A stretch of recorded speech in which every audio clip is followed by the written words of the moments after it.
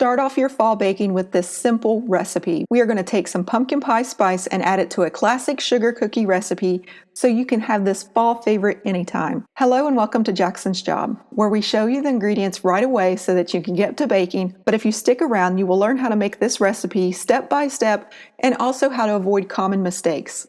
You want to preheat your oven to 375 degrees Fahrenheit or 190 degrees Celsius. In a medium bowl, I have 1 1/3 cups of flour, which I weighed out to be 200 grams.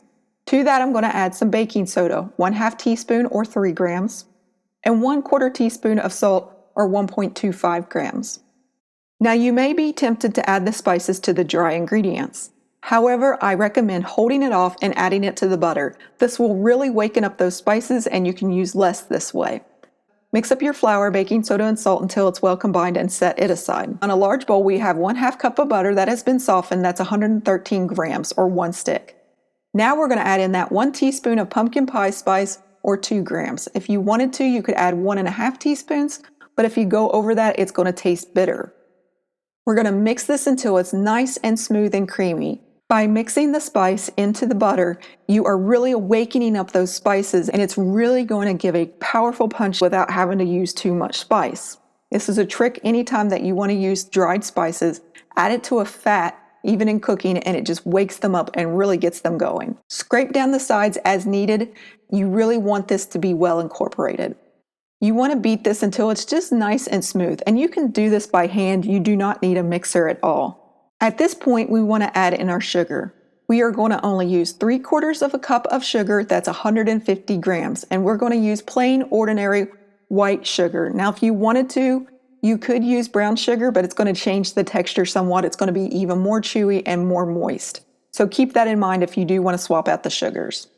You're going to beat this until it's nice and smooth like you see here. Now we are going to add in 1 large egg, that's 50 grams.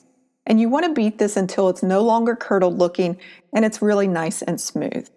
Then you're going to add in your vanilla. You're going to add in 1 teaspoon or 5 milliliters. Now you may be wondering why I didn't add in the vanilla with the spices.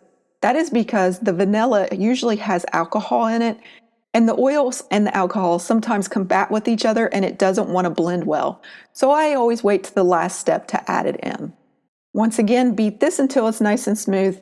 And then you're going to add in your dry ingredients.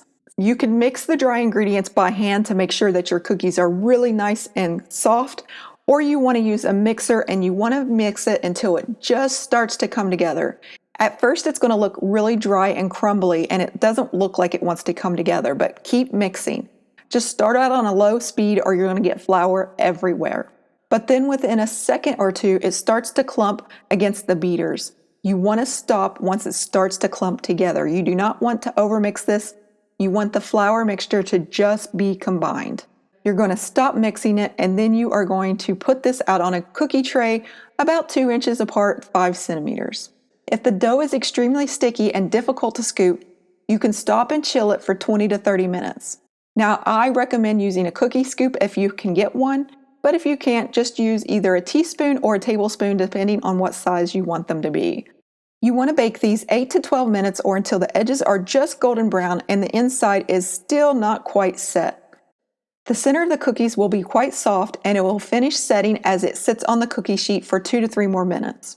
In general, cookies should reach between 190 to 195 degrees Fahrenheit or 88 to 91 degrees Celsius when they are ready. Let them cool on the baking sheet for 2 to 3 minutes, then remove them to a wire rack to finish cooling. Do not let them sit too long or they will begin to stick to the baking sheet. When you bring these out of the oven, they will be puffed up, but as they sit, they will deflate. This is what you want. If they do not deflate, you've accidentally overbaked it. It happens to the best of us. I will show you the difference between ones that are perfectly baked and ones that are slightly overbaked. Now let's open one up that's perfectly baked. As you open it up, it will have that nice chewy center and the outside will be just crispy. If you take one that is overbaked and you open it up, it's going to be puffy and it's going to look almost like a cake and it's going to be quite dry. This is why I really recommend a thermometer in baking. You can always have perfectly baked cookies if you look for that proper temperature. Now, if you guys have noticed in the background, we do have a new addition to our family. It is Fancy Pants Roxanne Joy. I've got to tell you, this is a bittersweet video because Jackson was still with us at the time. This was supposed to be a cute little video. I was going to poke fun of myself trying to learn this new to me camera that is not focusing well for me, but is focusing wonderfully on this beautiful little puppy that we got from Stacy at Kindred Spirits. This has been a few years in the making, and she was honestly brought to us at a time we never expected to have another dog. But she was the perfect match for us according to her breeder, and she was absolutely right. She was spot on. She fit in great with our family. Jackson loved her. Maggie loved her. Raymond even loves her. Even the cats like her. She's just a really sweet dog, and she's very eager to please. She is going to be an absolute joy to this household. She was picked out to match our family, and Jackson absolutely adored her. Our plans was for her to be Jackson's protege and for her to learn alongside him. And as he got a little bit older and she got a little more mature, we were going to throw a retirement party for him and let him just live a life of luxury out on the couch. We honestly thought we had many more years with him, and we were looking forward to it. He had been an amazing service dog. We were looking so forward to them growing up and old together. Unfortunately, life threw us a devastating curveball, but we are grateful that they had those few short weeks together. I don't know what is going to happen for her future. She may just become a very loving pet and not able to become a service dog. But I will tell you, she is a gift from God, and we are so happy to have her in our life. Even though life didn't go as planned, she is a wiggling, happy bundle of joy. She brings us a lot of happiness in this time of grief. Love this dog, and we are so grateful for Stacy for trusting her into our care. We hope to show her in more videos and that she will make you smile as much as she made us smile in this difficult time. I thank you guys for being so patient with me, and I promise to try to make more videos as my health improves.